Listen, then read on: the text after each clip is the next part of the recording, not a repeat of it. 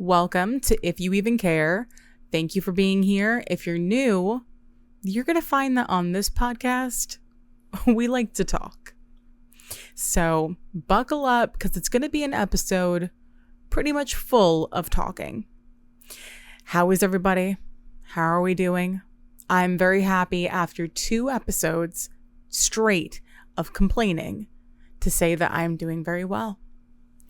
And it's the sky is clearing up, like everything is kind of falling into place. The skies were yellow for the last couple of days because of the fires in Canada. There were wildfires happening and the smoke made it all the way over to PA. The sky was it was so yellow and smoky that the sun was blocked out. This happened a couple of years ago and it was a lot worse then, but still bad. Like the air quality was really bad. So I can't imagine what it looked like in Canada if it was this bad over here. I did see a couple of clips online of people recording what it looked like in the sky in different parts of Canada. Terrifying, just nasty. I mean, the air smelled like smoke here, so I can only imagine. So I don't know if anybody would hear this that is in Canada, but thinking of you guys because, oh my God, today is the first day where the sky is blue again.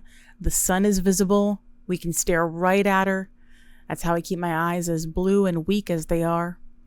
And the air quality is breathable, so walks are possible again. So I'm feeling a lot better. It feels like I'm finally starting to shake off the last 2 weeks, but I'll get to that in a minute.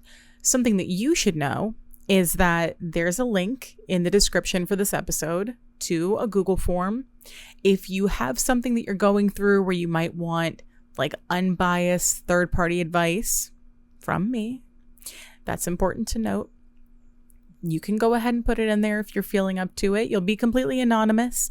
There's 2 boxes. So there's one for advice if you want to tell me what you're going through and we can talk about it. And then there's another one if you just feel like sharing a crazy story, crazy or funny or whatever it is, and we'll talk about it and I'll share. No names, but what are my qualifications for giving advice? So the thing is, it's not question time. So if it was question time, I'd probably go into a pretty lengthy and detailed answer to that question, but it's not question time. You'll know when it's question time because the question time sound will play and the question time image will flash on the screen. It's not question time, but that's a good one and we'll come back to it one day. So if you feel like sharing, go ahead and in a future episode, we'll talk about the things that you guys submitted. Now, the last 2 weeks, they tried me. They really did.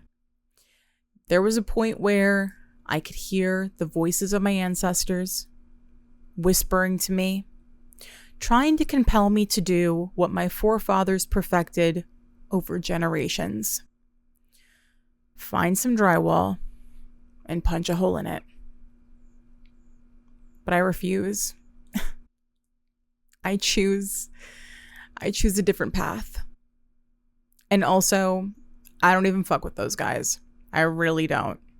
We have nothing in common. I don't know why they're whispering to me. And I couldn't even conjure up the kind of frustration needed to punch a hole in drywall if I wanted to. So wasted on me. I knew I was going to have to take a couple of days to kind of reset myself because it was there was this feeling that was just lingering, like a staleness in the air in my apartment. And I felt like I need to clean. I need to realign. I just need to, I don't know, just shake that feeling off and do a little bit of self-care. Normally for me, self-care starts and ends with a face mask. So it doesn't usually do too much. One thing I did, which was way overdue at this point, I have had an iPhone X, the iPhone 10, for a long time. And it was getting to the point where if I were to post a TikTok or if I were to have 2 apps open at the same time or watch YouTube for 15 minutes straight, my phone would overheat to the point of like burning my hand. And it was getting really slow. It was on its last leg. And I was being selfish. I was like, if it ain't broke, don't fix it. And well, it was definitely broke. It's definitely broke. I just don't like to, I'm not somebody who replaces things too often. I normally won't have like the newest model of something. It's never really been the case for me. I normally will try to stick with something for as long as I can until it's like at the point where I have to, or I'm about to have to replace it. And I was about to have to replace my phone. Like I could feel it was at that point. I did forget how painful the process of getting a new phone is for kind of no reason, and went into a T-Mobile, not prepared to spend the next couple of hours there, but I did. And I'm sure it's not as bad if you're kind of just upgrading from like your phone to the newest model. You're like one model behind. For me, I'm jumping 7 models. So, and also hadn't had anybody like look at the plan that I was on in a long time. Went in expecting it to be easy. I don't know why I thought that. I thought it would kind of just be like, okay, activate the new phone and do the switch over and whatever. Instead, it was like, at first I'm dealing with a normal guy. Normal, nice guy, just kind of explaining everything to me, trying to break down the numbers and like how everything's going to play out, which I'd kind of already known because I went through it on my phone, like looked at it myself first to make sure that like I was able to upgrade, turn my phone in. It wasn't going to be too expensive. So I already kind of understood what he was saying. It was being said to me in a way where if I hadn't done that, I would be so fucking lost. I would be drooling. My eyes would be rolling back in my head. There were so many numbers coming at me. But he's doing his best to like break it down, and I already kind of get it. At some point, he's explaining a plan that like I should upgrade to because the plan that we're on is so old that I guess it's like we're going to start getting all these fees if we don't switch to a new one soon. And I had seen people saying that online before, so that I was like, okay, I do believe what you're saying. He goes into the back. He's trying to do something with the phone plan or something, goes into the back room. He comes back out. He brings with him what is obviously the final boss of the T-Mobile store. I know this because the energy in the room changes. And because he enters the room, claps his hands together and rubs them. I go, this guy right here is about to make this take so much longer than it needs to. You can just already tell. You know a guy who's about to use your name in conversation in every single sentence right away. You get a vibe off of them. I can already tell. And I will say, very good salesman, but so good to the point where like you don't want them to sell you anything. It's like they know how to speak. They know what they're talking about. You can't take that away from them. But to the point where like you know what you're talking about so well, forwards and backwards, that like you could also know how to swindle me a bit. And he's trying to sell us upgrades on everything. It's one of those things where he's like breaking down this new plan, explaining it. I don't know why he's doing it now. I don't know if this was like a teaching moment for the other guy who was first helping us. Because now his job, he goes from being the one helping us to being the guy who holds our phones. I don't know. So he's been demoted. Now this guy helping us out, the alpha, the big boss, he is like, I mean, he's overcomplicating everything too, but he's doing it in a way where he's making it sound like he's giving us like a million different breaks. Like everything that comes up, he goes, no, I'll waive that. No. And you don't have to worry about that. I'm going to knock that down. And hey, this fee, I'll take care of it.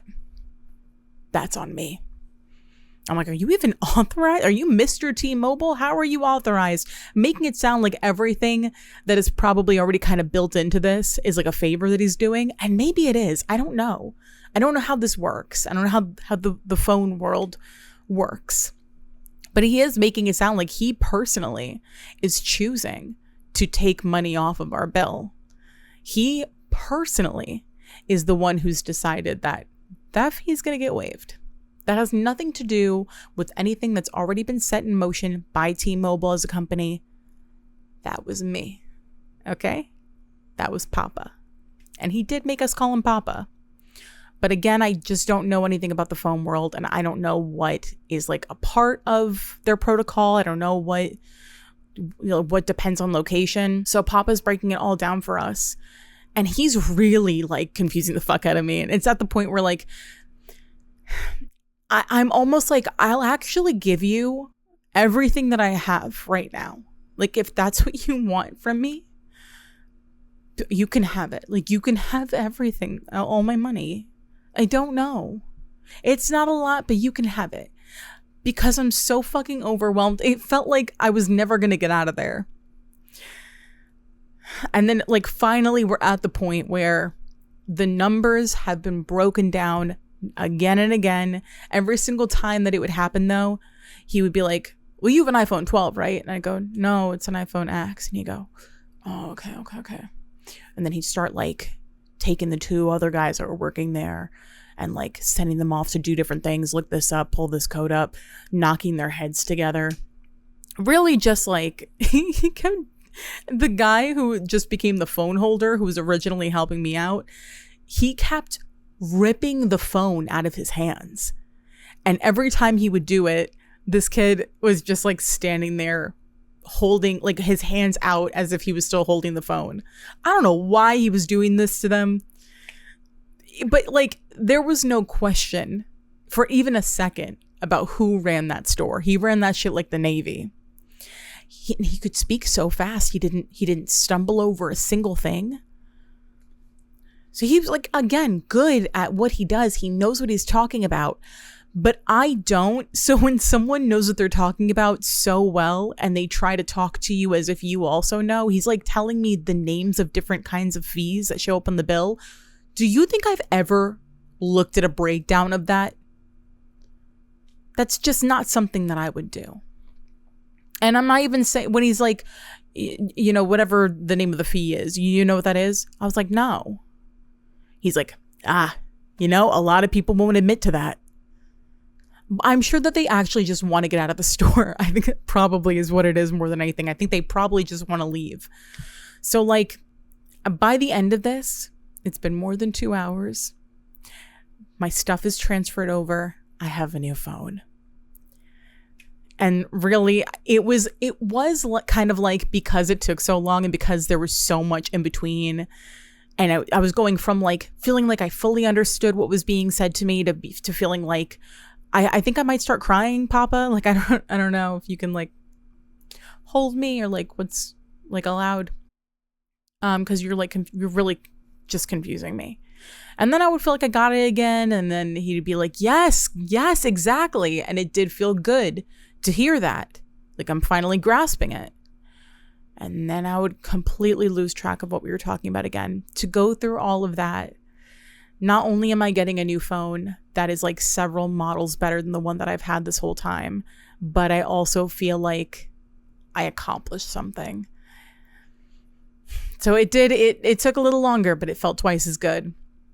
And I finally have my new phone, everything's set up, and I'm like turning it on. All my notifications are coming up. And one of the first notifications that I see from TikTok, I don't know if you guys know who Sarah Shower is. I know who Sarah Shower is. I see that she liked one of my videos.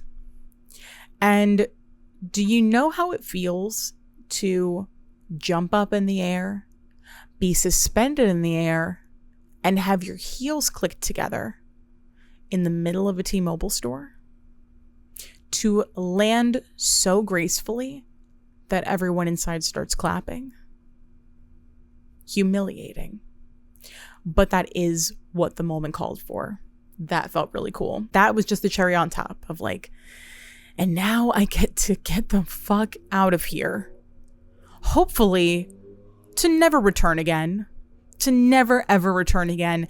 And now I have Netflix with ads, and I have Apple TV. The store was closed. When we finally left, the store was completely closed. And it was just like the original guy that was helping me out was the only one that was left. As the guy, like the big boss, as he was leaving, he was still trying to upsell me on shit. You know, I know you're going to say no, but if you want an Apple Watch, I don't want an Apple Watch. All right, but I'm just saying, like, if you did want an Apple Watch, why not get it today? Come on, like doing that. Hey, I'm just saying, if you wanted an iPad, if you wanted a new iPad, and it's always like no money down, you just have to pay for service. Right. So that's the part that I don't want to do. Somehow managed to get out of there with just the new phone. And I'm very happy. I did not know phones could be this fast. I'll be honest with you. I know how sad that is. I didn't know. I had no idea. It's fucking day and night. Like I'm opening up text conversations that had backgrounds this whole time. I had no idea. Feels like a whole new world. To do things that normally I'd have to wait like a couple of seconds to do. Just like that, instantaneously. Which it's not like, it wasn't the biggest deal in the world. I feel like if my phone was not shitting out on me the way that it was, I probably would have stuck with it for like another year. So that was my little treat to myself this weekend. It's not often at all that I let myself get something new like this. So it felt really good. It's been that was my treat. And then so was letting myself play a lot of palworld.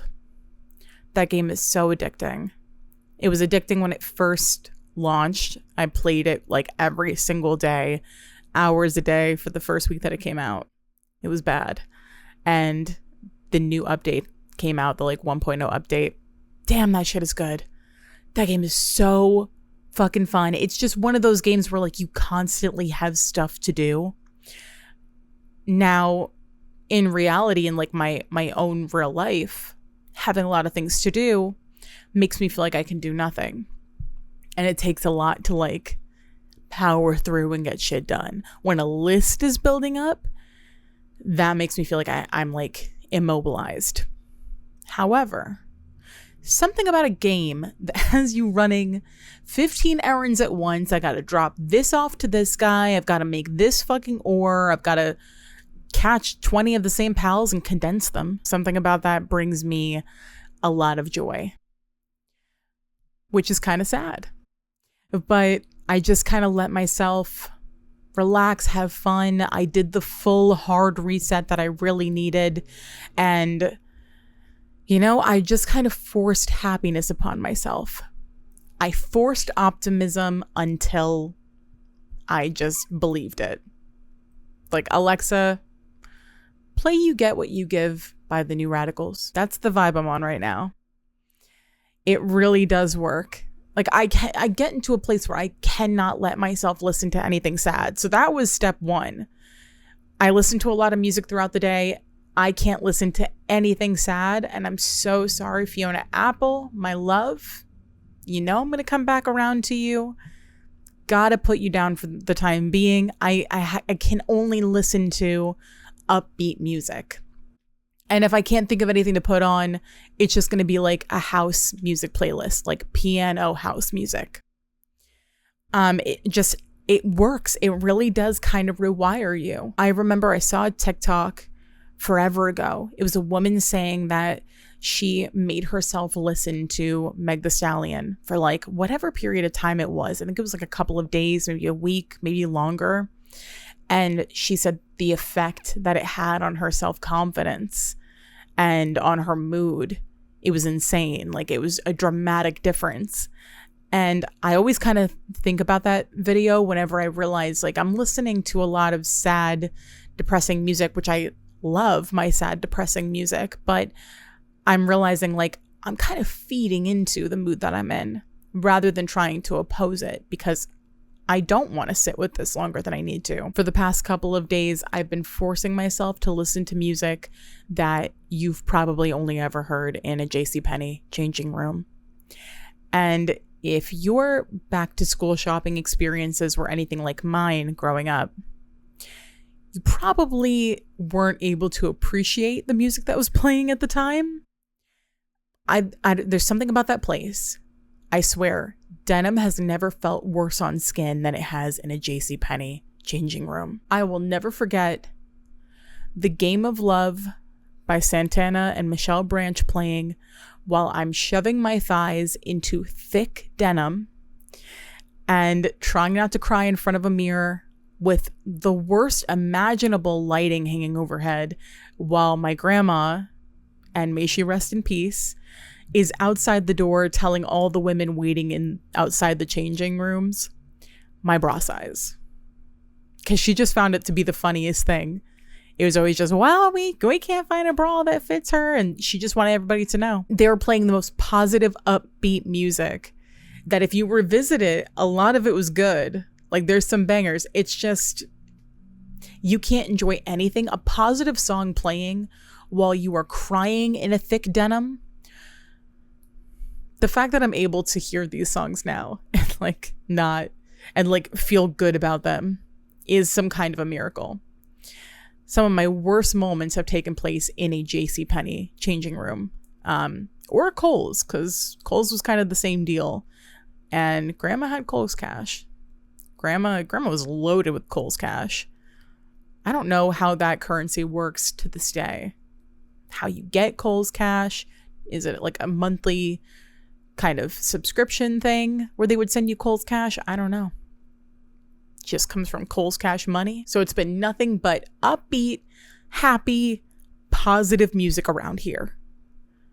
And it's going to be that way for a little bit longer. I got to be strict about it because it really does make a difference when it comes to my mood. Whatever's playing on TV, got to also be something that feels good, even if it's just background noise. To be honest with you, the TV is there because I need something playing when I'm alone in the background, like how you help a dog's anxiety.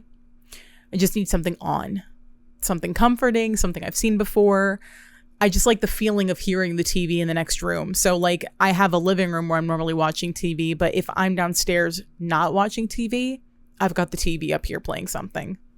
Lately, my go-to for something comforting would be The Summer I Turned Pretty. That one's really easy to put on as long as I skip the episodes with like the Susanna stuff. It's what Susanna would want anyway. I gotta skip a lot of the Susanna stuff. Some of the episodes that are a little bit heavier. So it's a lot of like late season 2, early season 1, all of season 3, just in the background because I've already seen it. And it's just nice to hear something playing. Jersey Shore is a comfort show of mine. I've sat and watched Jersey Shore. I could not tell you how many times. I mean, I know every season of that show in and out. Like, literally, I have some episodes, like, I could probably recite half, at least, of, like, what's being said because I've seen it so many times. And then I have it on as background noise. I haven't done that in a while, but that was a go-to show. I've been anxious and then lulled to sleep by the sound of like Snooki and Angelina tumbling around on the floor so many times. So that's a good one. Twilight, New Moon, specifically New Moon. There's something about that soundtrack and the look of it. And it's like things haven't gotten too serious yet. You know, like later on in the series, the stakes are much higher than they are in New Moon. It's just a really comforting thing for me. The soundtrack is a huge part of it, though. Specifically for New Moon, I find it so beautiful. So here was the setup. This is like the hard reset that I did. So you start by cleaning because I can't really think straight if things around me are a mess. And it wasn't like messy, like everything's dirty. It was more like things are kind of unorganized, and that makes my head feel really unorganized. I knew I needed to tackle that first. Then it's like opening all the windows up. I saw somebody call it burping the house once. So burping the house, let the old air out, bring in new air. Wiping everything down, just making sure everything is like tidy. Then I can move on to the next phase, which is putting on something comforting. It was New Moon. New moon's playing in the background. My phone away from me, charging in another room. I don't want to look at it. I don't want to see it. My ringer's on if somebody calls me. I'm in the kitchen baking banana bread muffins, chocolate chip banana bread muffins, with no phone and just the sounds of something familiar playing in the room over. I think sometimes having something playing in the next room also gives me that feeling of like, if you grew up in a house where you'd have to go to bed, but like your parents would have friends over. My mom used to do like poker nights when I was really young. And I always remembered like being so happy falling asleep to the sound of like all the adults playing poker in the next room. That's kind of what that makes me feel like. I felt so safe. And it was so nice to hear everybody like laughing and like fall into sleep like that. That's kind of the feeling that it gives me. And it really did feel good to be baking something. Normally if I'm baking or cooking something, I have headphones on or I have like a video playing or something. I just have like a familiar movie playing in the next room over and I'm focusing really just on what I'm doing. And I'm not gonna lie, doing stuff like that makes me feel really antsy at first. But after a couple of minutes, I'm so locked into what I'm doing that it feels good. It feels good to like be away from everything and to not be trying to distract myself. So did that, came upstairs with a banana bread muffin, put on a face mask, classic. And wearing a face mask most of the time, is it doing anything for my skin? No. Does it sometimes make me break out?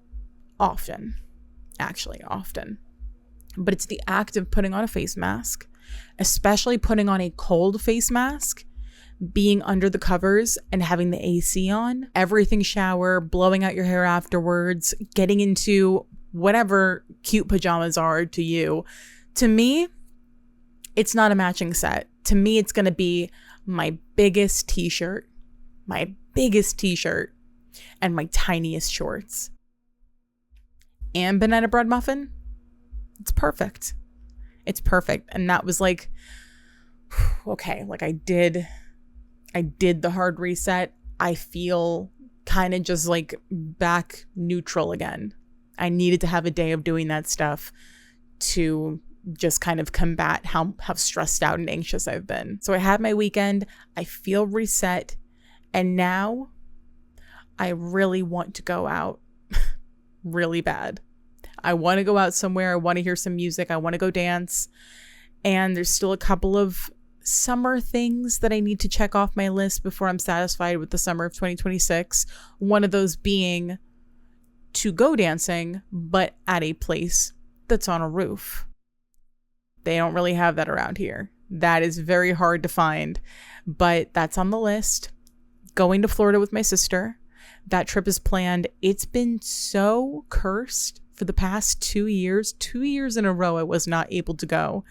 And one of those times last year, had my plane ticket bought, had my bag packed, and then I got so sick, and I got an ear infection, and I wasn't able to go.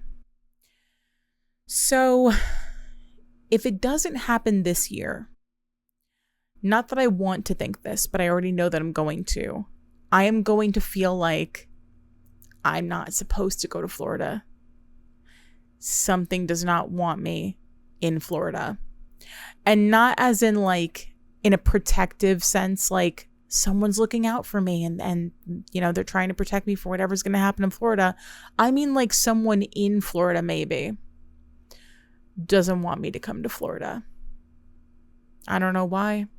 I don't know what they're so scared of. But that's probably where my mind's going to go if for a third year in a row I can't go to Florida for things beyond my control. Who in Florida doesn't want me to see what's going on in Florida? That's just going to make me want to go to Florida even more. Investigate. Find out what's actually happening in Florida. That's a part of my East Coast, okay? I deserve to know. So I'm very excited for that trip. And just a couple of little things. Burnt hot dogs still on the list. Still haven't had a burnt dog. And that's been bothering me. Haven't had cotton candy. Pissing me off. actually pissing me off, and a blue cotton candy specifically. I'll always go for the blue one. I need to go out dancing, and I need to go out dancing so badly. Now that I'm reset, I'm ready to put a little bit of damage on again. Anyway, we'll be talking again very soon, as in like next Monday. This episode was only a couple of days apart from the last time that I posted, so this will give us a little bit of time to miss each other.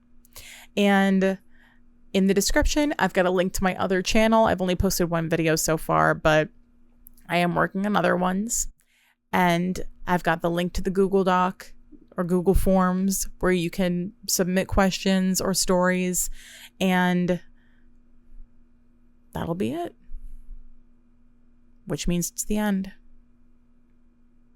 Bye.